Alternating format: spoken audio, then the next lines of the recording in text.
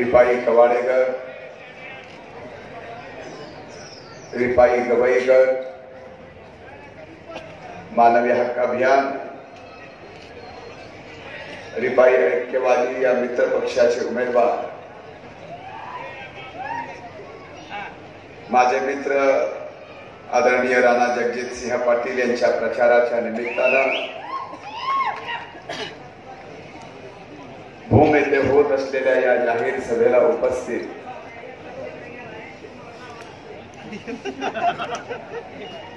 उस्मानाबाद जिल्ह्याचे काँग्रेसचे अध्यक्ष माननीय प्रशांतजी चरे, व्यासपीठावर उपस्थित माझे मित्र विधिमंडळातील सहकारी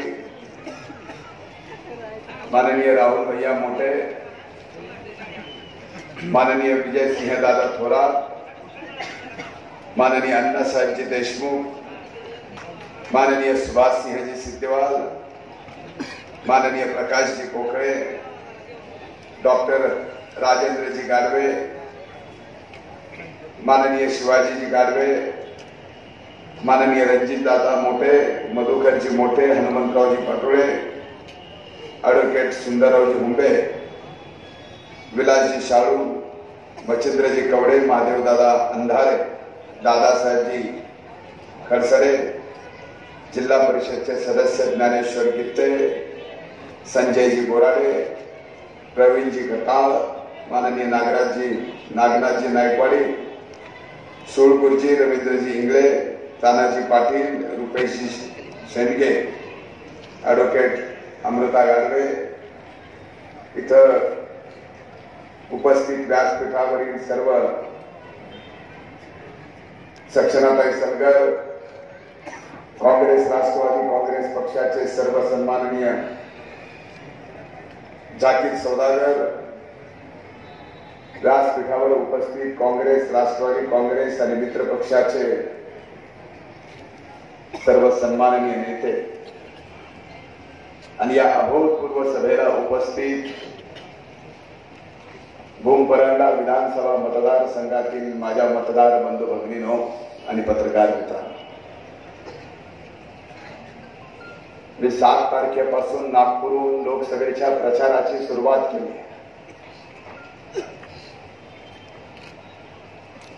नागपूर, भंडारा, गोंदिया, वर्धा, यवतमाळ, हिंगोली, नांदेड, बीड, परभणी, नगर, सोलापूर आणि आज राणादादांच्या प्रचारासाठी मी भूममध्ये आलो आहे.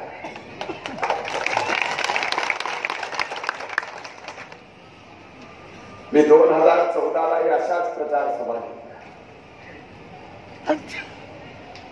2014 आणि 2019च्या या निवडणुकीमध्ये काय फरक आहे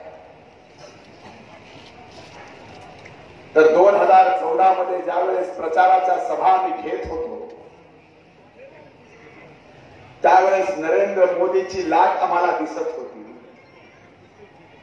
2019च्या या निवडणुकीमध्ये मी ज्यावेळेस महाराष्ट्रभर फिरतोय 19 मध्ये मोदीची लाट दिसत नाही तर काँग्रेस राष्ट्रवादी काँग्रेस महागठबंधनचं वादळ दिसतंय. आणि आता हे वादळ महाराष्ट्रामध्ये कमळाचे तुकडे आणि धनुष्यबाणाचे तुकडे केल्याशिवाय राहणार नाही हे मात्र निश्चित आहे. या सभेचं वर्णन कसं करा. समोर पाहतोय तिथं नजर जाईल तिथपर्यंत, डाव्या बाजूला पाहतोय जिथपर्यंत नजर जाईल तिथपर्यंत लोक आहे, उजव्या बाजूला पाहतोय जिथपर्यंत नजर जाईल तिथपर्यंत लोक आहे, मागे पाहतोय जिथपर्यंत माझी नजर जाईल तिथपर्यंत लोक आहे, इकडे 3 मजले पाहतोय 3ही मजल्यावर लोक आहे, इकडे 2-3ही मजल्यावर लोक आहे. या सभेचं वर्णन करायचं झालं तर या मराठवाड्यामध्ये सर्वाधिक मतांनी राणा जगजित सिंह हे आजची सभा या ठिकाणी दर्शवते.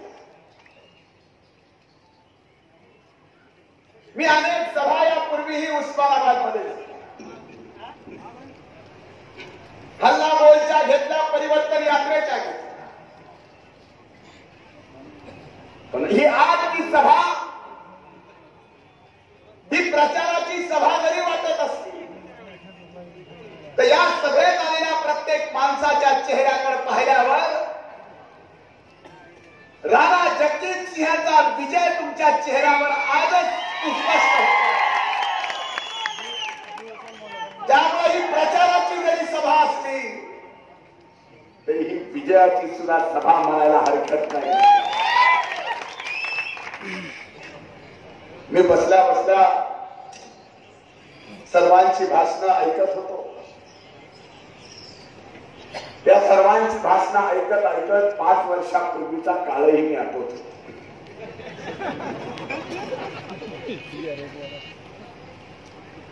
या देशात भारतीय जनता पार्टीने गुजरातच्या एका मुख्यमंत्र्याला देशाच्या पंतप्रधान पदाचा उमेदवार केला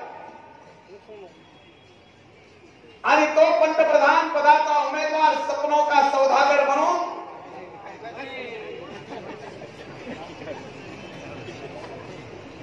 देशभर 125 कोटी जनतेला स्वप्न दाखवत फिरायला.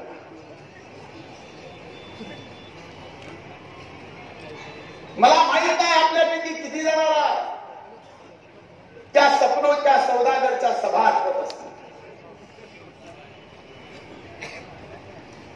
बोलायला स्टेजवर आले की नरेंद्र मोदी पहिलं देशातल्या जनतेला स्वप्न दाखवायचे, समोरच्या लोकांकडे बघून म्हणायचे आजचे दिन. आता आजचे दिन म्हणल्या म्हणल्या तुम्ही जसं हसला तसं आमच्या गावाकडं एखाद्या व्यक्तीने जर एखाद्या व्यक्तीला आजचे दिन म्हणलं तर एक तर समोरचा माणूस हसतो नाही तर हसली तो. तुमच्या इकडे मला माहिती. आता या देशभरामध्ये आजचे दिनच्या नावाने गावागावातल्या चौका चौकात चेष्टा वाटली. तुम्ही आम्ही केलेली चेष्टा सोडून द्या, पण या महाराष्ट्राचे एक केंद्रीय मंत्री ज्यांचं नाव नितीन गडकरी आहे, 5 महिन्यापूर्वी एका हिंदी न्यूज चॅनलला मुलाखत द्यायला गेली. मुलाखत चालू झाली, वार्ताहरांनी प्रश्न विचारले, नितीनजीने उत्तर दिले आणि शेवटी वार्ताहरांनी एक नितीनजीला प्रश्न विचारला. क्या नितीन जी आप बता सकते हैं इस देश में अच्छे दिन आने? नितीन जी ने उत्तर दिला,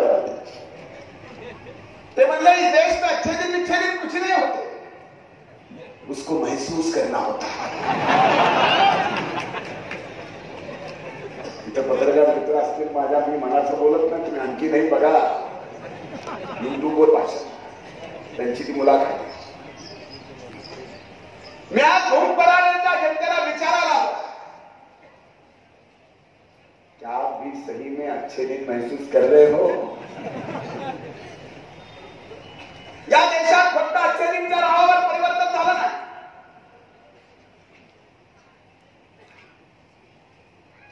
त्या काही सभेमध्ये नरेंद्र मोदी म्हणायचे मैं विदेश जाऊंगा,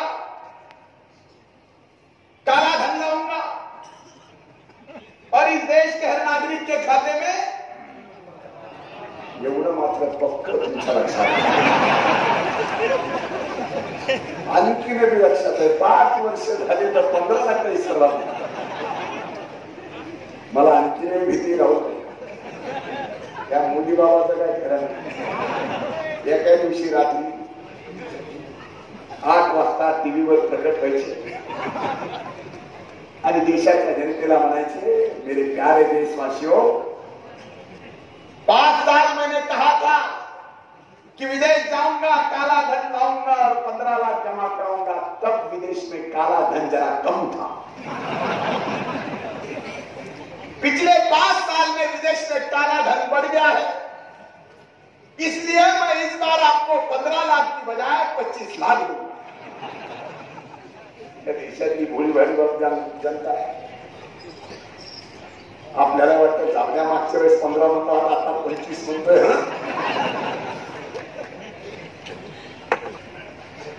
आणि तिकडं मोदीचं तसं भाषण झालं रे झालं की गावागावातले लावारिस मोदी भक्त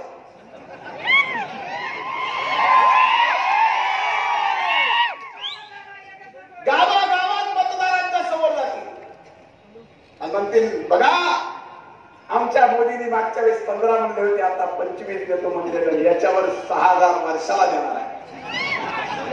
असा जर लावारिस मोदी भक्त तुम्हाला मत मागायला आला, झोडपायापेक्षाही चांगलं सांगतो उपाय. असा जर लावारिस मोदी भक्त तुमच्याकडे आला तर त्याला एवढंच म्हणायचं, मागचे 15 आताचे वाढवून 10 ज्यावेळेस यायचे त्यावेळेस येतील, मोदीचे 6000 ज्यावेळेस यायचे त्यावेळेस येतील. तू मतदान होईपर्यंत 4-5 लाख दुसरे दे, पुढचं पुढे बघू.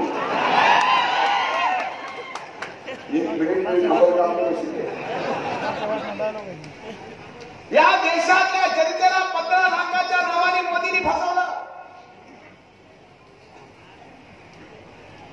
त्याच वेळेस पुढे सरका भारतीय जनता पार्टी आणि शिवसेनेने महागाई वायरात पाय अडकलाय. पुढे सरका ती जाहिरात आपण टीव्हीवर पाहिली, वर्तमानपत्रात वाचली, रेडिओवर ऐकली आहे.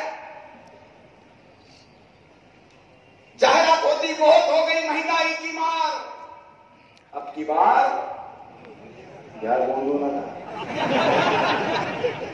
मोदी साहेब.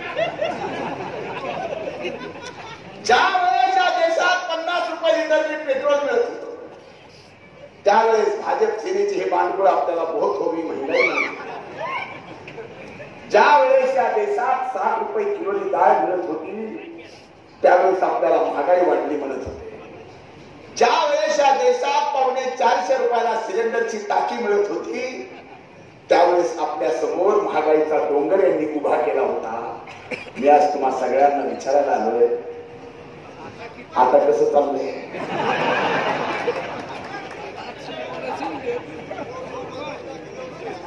₹50 पेट्रोल 1.5 महिन्यापूर्वी 94 रुपयाला गेलं. जर 2019च्या आता लोकसभेच्या निवडणुका नसत्या तर पेट्रोलची सुद्धा सेंचुरी झाली असती. मी साधा सरळ हिशोब तुम्हाला आता सांगणार की मागच्या 5 वर्षात या देशाच्या जनतेची नरेंद्र मोदींनी कशी लूट केली आहे ते थोडक्यात हिशोब सांगणार आहे. लगेच मोबाईल काढून त्याच्यातले कॅल्क्युलेटर काढून टोटल लगेच बसू नका, घरी गेल्यावर लावा. जर एक व्यक्ती 2014ला 50 रुपये लिटरने आपल्या गाडीत पेट्रोल भरत असेल आणि मागच्या 5 वर्षात सरासरी तो 81 रुपयांनी पेट्रोल भरत असेल तर त्या एका व्यक्तीची मोदी साहेबांनी रोज 31 रुपयाला नियुक्ती केलेली आहे. एका वर्षाचे 365 दिवस, 5 वर्षाचे किती काढा, त्याला 31 रुपयांनी गुणाकार करा आणि घरी गेल्यावर टोटल मला हिशोब बघा. झोप लागली तर मला सांगा झोप लागली. 450 रुपयाचं सिलेंडर आज काय भाव झालाय? 960. 960 वाला कोण आहे? त्यांनी भाऊ पण आजच भरलेलं दिसत. खरं का?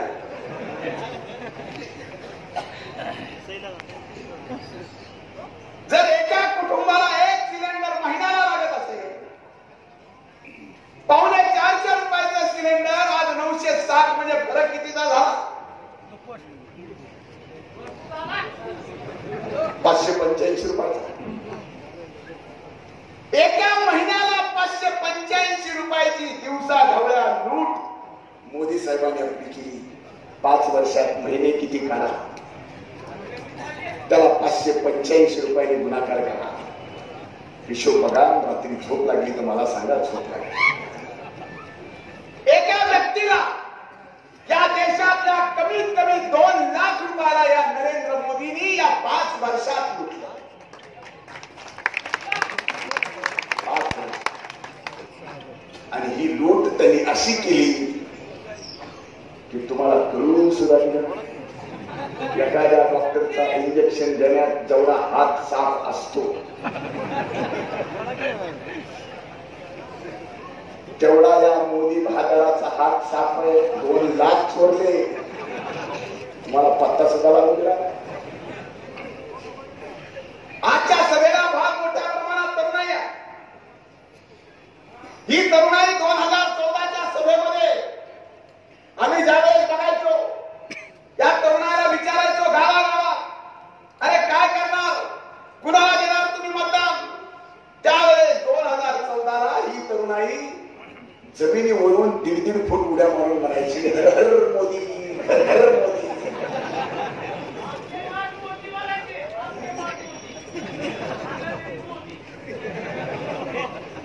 दोष त्या आमच्या तरुणांचा होती. एका सभेत नरेंद्र मोदी म्हणले या देशातल्या नौजवानांना कि आप मुझे इस देश का प्रधान सेवक बनाओ, मैं हर साल 2 करोड रोजगार का निर्माण करूंगा. म्हणजे नोकऱ्या. त्या तरुणाला वाटलं का भला माणूस देशाचा पंतप्रधान आहे. वर्षाला 2 कोटी नोकऱ्या देणार आहे. त्यातली 1 नोकरी मला मिळणार आहे. मला नोकरी मिळाली की माझा छोकरीचा प्रश्न मिटणार. माझ्या छोकरीचा प्रश्न मिटला की हम दो हमारे दो, माझ्या घरात अच्छे दिन येणार आहे. आता हीच तरुणाई 5 वर्षानंतर आता आम्हाला भेटायची. आम्ही त्यांच्याकडे बघायला गेलो. मी विचारते कस काय बाबा, हळू जवळ येते आणि कानात म्हणते भाऊ काय सांगायचं, 5 वर्षात सोयरीक सुद्धा नाही. इमानदारीने सांगा, आपण सगळे खेड्यागावात राहतात. आहे का सोयरीक? त्याचा पत्रकाराला वाटेल काही गप्पा मारायला, भाषण करायला बोलतो. आहे का सोयरीक?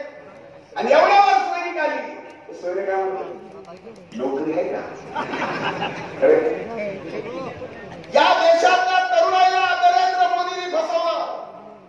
अरे इथं उपस्थित शेतकऱ्याची जात आहे. एका जाहीर भाषणात नरेंद्र मोदी म्हणले, मला देशाचं प्रधानमंत्री करा, या देशातल्या सर्व शेतकऱ्यांचं कर्ज माफ करा. झालं कर्ज माफ? त्याच भाषणात नरेंद्र मोदी म्हणले, मी या देशातल्या सर्व शेतकऱ्याच्या शेतीमालाचा उत्पादन खर्चावर 50% वाढवून आम्ही भाव काढतो. ही इमानदारीने आपल्याला विचारतो. मागच्या 5 वर्षात तुम्ही घेतलेलं खरीपाचं, रबीचं कुठलंही पीक उत्पादन खर्च तरी मागच्या 5 वर्षात तुमचा निघाला. अरे हा नरेंद्र मोदीला, राज्यातल्या देवेंद्रला एवढं कळलं आहे. आणि ही शेतकऱ्याची जात पृथ्वी तलावर एवढी आहे का जी उघड्या आभाळाखाली आपला व्यवसाय करते. असा कुठला व्यवसाय करणार आहे सांगा जे उघड्या आभाळाखाली आपलं सगळं पणाला लावतं? आहे का कोण? फक्त शेतकऱ्याची जात. आणि निसर्गाने जर साथ दिली तर या शेतकऱ्याच्या जातीच्या मनगटात एवढी ताकद आहे की त्या ताकदीवर आपल्या काळ्या मातीत 1 दाणा टाकून त्याचे लाख दाणे करायचे आणि त्या लाख दाण्यातून लाख जणांचं पोट भरलं पाहिजे ही प्रामाणिक भावना ठेवणारी शेतकऱ्याची जात आहे. 5 वर्षात या शेतकऱ्याच्या जातीला बस केलं. परवा दिवशी 1 एप्रिलला मुहूर्त काय निवडला बघा, महाराष्ट्रात यायचा नरेंद्र मोदी. आपण 1 एप्रिल काय साजरा करतो? त्याच दिवशी महाराष्ट्राला एप्रिल फुल करायला मोदी साहेब वर्धाला आल्यावर सामान्य महाराष्ट्रातल्या माणसाची काय अपेक्षा असेल की देशाचे प्रधानमंत्री 2019च्या प्रचाराच्या निमित्तानं महाराष्ट्राच्या मातीत येतात, तेही विदर्भात येतात, वर्ध्यात येतात. तर कमीत कमी देशाचे पंतप्रधान या देशाच्या जनतेला आपल्या जाहीर सभेतून, महाराष्ट्राच्या जनतेला आपल्या जाहीर सभेतून सांगतील की मी या देशासाठी काय केलं 5 वर्षात. वर्षात मी या महाराष्ट्रासाठी काय केलं, पण देशासाठी काय केलं एक अवाक्षर शब्द सुद्धा मोदीच्या भाषणातून निघाला नाही. महाराष्ट्रासाठी काय केलं एक अवाक्षर शब्द मोदीच्या भाषणातून निघाला नाही. आज महाराष्ट्र दुष्काळात होरपळतोय. टँकर मागितलं तर टँकर मिळत नाही, छावणी मागितलं तर छावणी मिळत नाही, जनावराला चारा मागितला तर चारा मिळत नाही, हाताला काम मागितलं तर एमआरईचे काम मिळत नाही. एवढी वाईट अवस्था या महाराष्ट्राची असताना आणि निवडणुकीपेक्षाही भयंकर अवस्था कुठली असेल या महाराष्ट्रात, तर आज दुष्काळाची आहे. पण हा मोदी बाबा दुष्काळावर महाराष्ट्रातल्या एक शब्द बोलला. जरा बंद करा, मोठा भाऊ अगोदर झोडपू द्या, पुन्हा लहानावर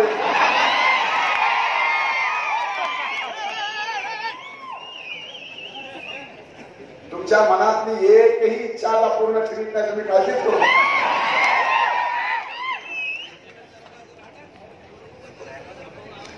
वर्धाच्या सभेत नरेंद्र मोदीने भाषण काय केलं, त्यांनी पहिली टीका केली आदरणीय पवार साहेबांना. टीका काय करावी म्हणजे जे पवार साहब देश के कृषि मंत्री थे तो उन्होंने किसान के ऊपर ध्यान नहीं दिया. हे तर आमच्या पुढे यांना माहिती बाबा. इसलिए किसानों की आत्महत्या हुई. मोदी साहेब तुमचं मी एक भाषण ऐकलं, मुलाखत ऐकली. त्या मुलाखतीमध्ये तुम्ही गुजरातचे मुख्यमंत्री म्हणून बोलताय की देशाचा कृषी मंत्री कसा असावा, तर ते फक्त आदरणीय शरदचंद्रजी पवार साहेबांसारखा असावा. मोदी साहेब कदाचित तुमची स्मरणशक्ती पूर्णपणाने नष्ट झाली आहे.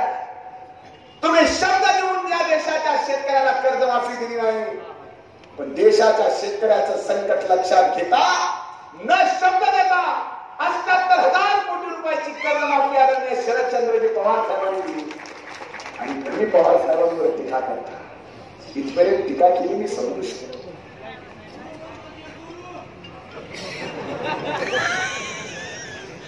पण तुम्ही आदरणीय पवार साहेबांच्या घरापर्यंत द्या. देशाच्या प्रधानमंत्र्याला देशाच्या एका नेत्याच्या घरापर्यंत जाऊन टीका करावी लागते. याचा अर्थ स्पष्ट आहे की नरेंद्र मोदीला महाराष्ट्रात यायच्या अगोदरच कळालं कि पवार की क्या पावर है. तुम्ही घरापर्यंत जाऊन म्हणलात की शरदराव के घर में कुछ कदर चला, ते आमच्याने करू. आता तुम्ही जर देशाची पंतप्रधान म्हणून आमच्या नेतृत्वाच्या घरापर्यंत आलात तर माझ्या सुनासारखा राष्ट्रवादीचा एक कार्यकर्ता तुमच्या घरात घुसू शकतो आणि तुम्हाला विचारू शकतो की मोदी साहेब बाकी काही का असं नाव ते यशोदाबाईंचं काय झालं सांगा.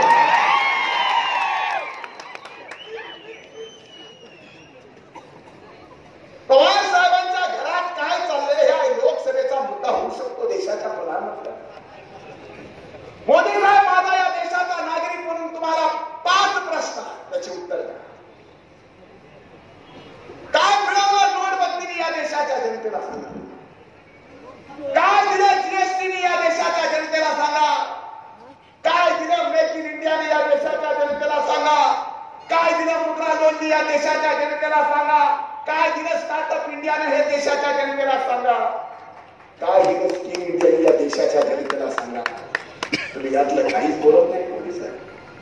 आज तुमच्यावर एवढी वाईट वेळ आली की पुलवामाच्या दहशतवादी हल्ल्यामध्ये 48 सीआरपीएफचे जवान शहीद झाले. मोदी साहेब तुम्हीच नोटबंदी करताना म्हणला होता की मी नोटबंदी याच्यासाठी करतोय की या नोटबंदी नकली नोटामुळे या देशात दहशतवाद घडला आहे.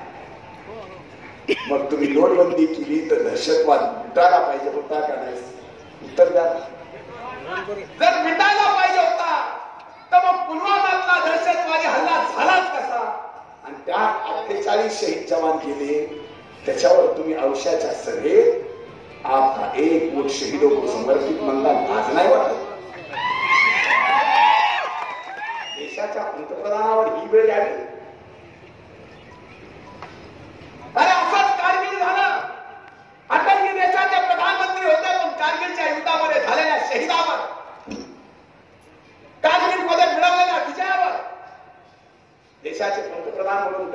पक्षाच्या अध्यक्षांनी यांनी मत मागितलं नाही.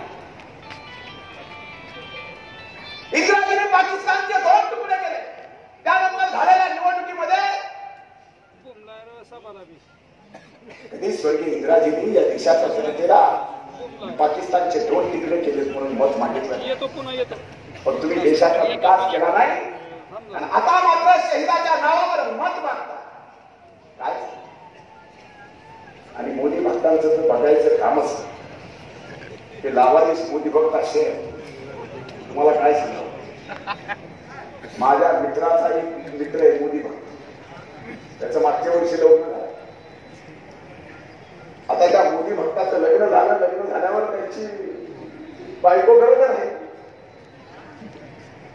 आता त्या मित्राने त्या मित्राला विचारलं, अरे म्हणजे वहिनी तुमच्या बरोबर काय मग मुलगा का मुलगी. तो मोदी भक्त एवढा येड्यावला तुम्हाला काय सांग एवढ्यावर उत्तर देताना काय म्हणा तुम्ही किती आमदार आहे मोदीच्या तुला प्रश्न काय विचारला तू उत्तर काय देतो काय चाललंय आणि ह्यांच्या संगतीला शिवसेना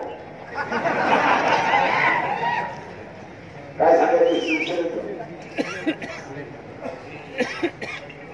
आता या शिवसेनेला महाराष्ट्रात कोणी शिवसेना म्हणत काय म्हणते. उद्धव ठाकरेंना मागच्या 3 महिन्यापूर्वीच म्हणलं होतं. तुम्ही आता या महाराष्ट्रातल्या शिवसेनेच्या पाठीवर जेवढे काही वाघ लावलेत ना तोंडवर ते सगळे का चिन्ह लावा. चिन्ह मला शिवसेनेचा विरोध कधी करा. मागच्या लोकसभेत भाजप सोबत निवडणूक लढली. केंद्रात सत्तेत राहिले. केंद्रातला प्रत्येक निर्णय नोटबंदीच्या निर्णयाला शिवसेने विरोध केला. राफेलचा घोटाळा निघाला. त्याच्यात सगळा देश नरेंद्र मोदीला चौकीदार चोर आहे म्हणला. उद्धव ठाकरे म्हणले चौकीदार मत बोलो पहरेदार बोलो. म्हणजे पहारेगिरी म्हणा. तर चौकीदार मोदी आणि पहारेगिरी तुम्ही दोघे चोर आहे.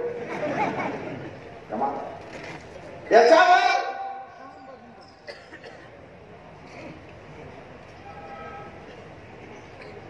कुणीतरी 4 महिने दिल्या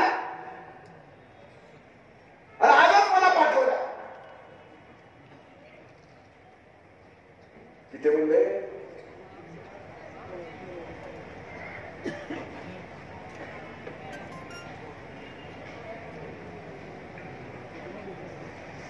औकात नहीं है गधे पे बैठने की.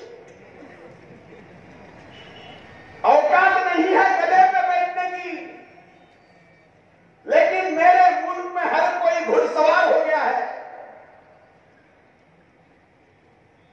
इस देश का हर चोर आज चौकीदार हो गया है. सगळे 5 वर्षात सत्तेत राहिला. राफेलमध्ये जी चोरी भाजपने केली त्या चोरीच्या सोबत शिवसेना संघटना नव्हती. नोटबंदीचा जो काही फायदा भाजपने घेतला तो शिवसेनेला मिळाला नाही. आणि महाराष्ट्रातल्या शिवसेनेची अवस्था अशी आहे की हिंदू हृदय सम्राट बाळासाहेब ठाकरे यांची स्वाभिमानी शिवसेना महाराष्ट्रात 5 मंत्रिपदासाठी लाचार झाली. 5 मंत्रिपदासाठी सत्तेत गेल्यावर यांची रोज भांडण. एवढे भांडणं की गावागावातल्या चौकात ज्या श्वानांच्या कळवंडी असतात. मला कुणीतरी म्हणलं कुत्र म्हणत जाऊ नका बरं वाटत म्हणून जरा शुद्ध वापर. अशा महाराष्ट्रात कळवंडी आपण पाहिल्या. कल्याणच्या सगळ्याच देशात या राज्याचे मुख्यमंत्री शिवसेनेला म्हणले की वाघाच्या दबड्यात घालून हात मोजी तो दाट ही दाट आमची शिवसेनेवर जात आणि शिवसेनेच्या कार्याध्यक्षांनी अमित शहाला म्हणले या महाराष्ट्रावर चाल करून झरखान आले. मला वाटलं मी एखादा इतिहासाचं पुस्तक वाचतो का म्हणजे अमित शहा महाराष्ट्रात येऊ लागले अफजल खान आले हे कोण म्हणला? उद्धव ठाकरे. आणि 5 वर्ष असा एक आठवडा गेला नाही ज्या आठवड्यात शिवसेना म्हणली नाही खिशात राजीनामे. हे काय बघा खिशात राजीनामे लगेच उद्धव ठाकरे कुठेतरी सभा घ्यायची म्हणायचं या सत्तेला लाथ मारित असतो. ते तर एवढ्यांदा म्हणजे लाथ मारित असतो की गिनीज वर्ल्ड बुक रेकॉर्डचं माणसं देशात आली. ते म्हणजे आम्हाला तिथं ऐकायला मिळालंय काहीतरी नवीनच रेकॉर्ड झालं म्हणजे उद्धव ठाकरेंनी सेनेने केलंय त्याची नोंद घ्यायची. म्हणलं त्याच्यापेक्षा ती नोंद घ्यायच्या ऐवजी उद्धव ठाकरेचा एक पाय बघा लांब झाला एवढ्या लाथा मारल्या म्हणलं काय.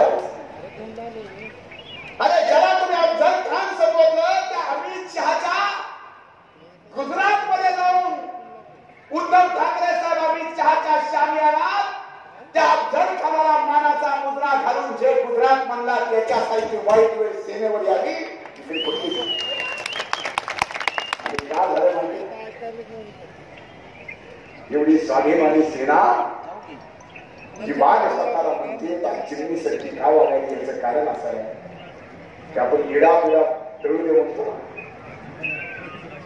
इतर ईडीची पिढा तळू दे. ईडी माहिती आहे ईडी माहिती आहे त्या ईडीची पिढा तळू दे याच्यासाठी अफजल खानाला उजरा घालायला उद्धव ठाकरे माईच्या दिवे बाळासाहेब बोलून बघत असतील तर काय वाटत असेल त्यांना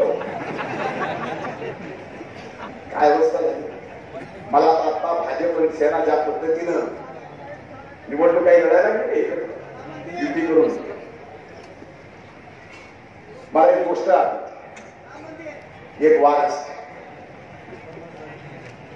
जंगलात मजेत राहत असते. एका दिवशी त्या वाघाचे एका सुंदर मुलीवर प्रेम होते.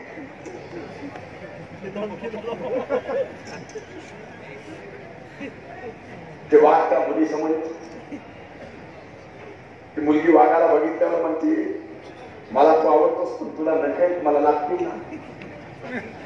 वाघ म्हणता रे खरे मला नखे तिला लागतील. वाघ जाते नखे कापून येते. नख कापून आल्यावर मुलगी म्हणते अरे वा बरं झालं पण आता सुळे जात आहेत ना ते मला लागतील ना. वाघ म्हणता रे खरेच मला सुळे जाते तिला लागतील. वाघ जाते दात पाडून येते. दात पाडून आल्यावर वाघाच्या लक्षात यार आपण नख कापली दात पाडली शिकार करायची कशी पोट भरायचं कसं त्या वाघाचे खायचे वांदे होते. उपाधी वाघाची अवस्था रस्त्यावरच्या कुत्र्यासारखी होते.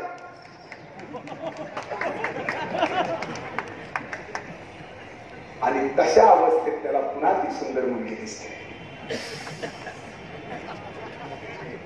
आणि तो मुलीच्या जवळ जायला बघतो तेवढ्या मुलगी दंडुक काढते आणि त्या वाघाला कुत्र्यालाच बळी देते. कृपा करून हे वाघ कोण आणि त्याचं नाव काय मला विचारू नका. सुंदर मुलगी कोण त्याचं नाव आहे विचार.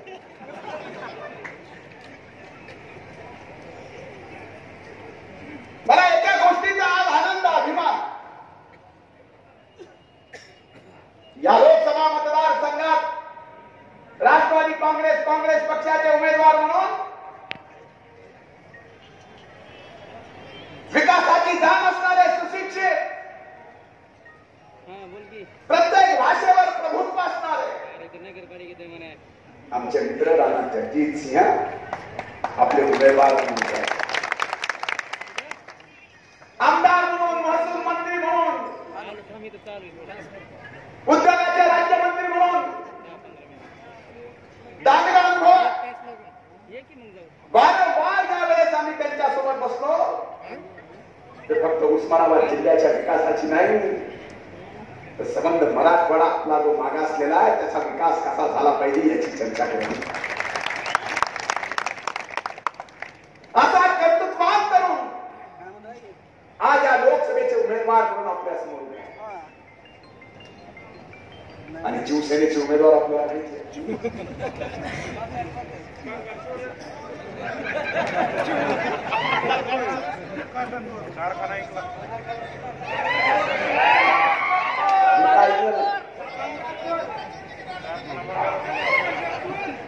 पैशावरती गिरा भंगार चोरले खात्यात पण पापलं.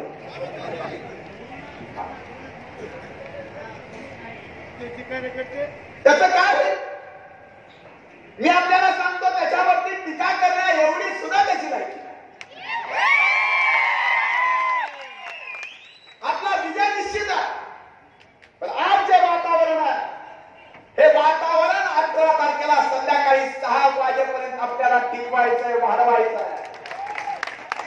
आणि सुरुवातीलाच म्हणलं माझी एवढीच अपेक्षा या उस्मानाबाद लोकसभा मतदारसंघाचा जर विकास करायचा असेल आणि दिल्लीतून आपलं डायरेक्ट कनेक्शन उस्मानाबादचं विकासाचं इथं आणायचं असेल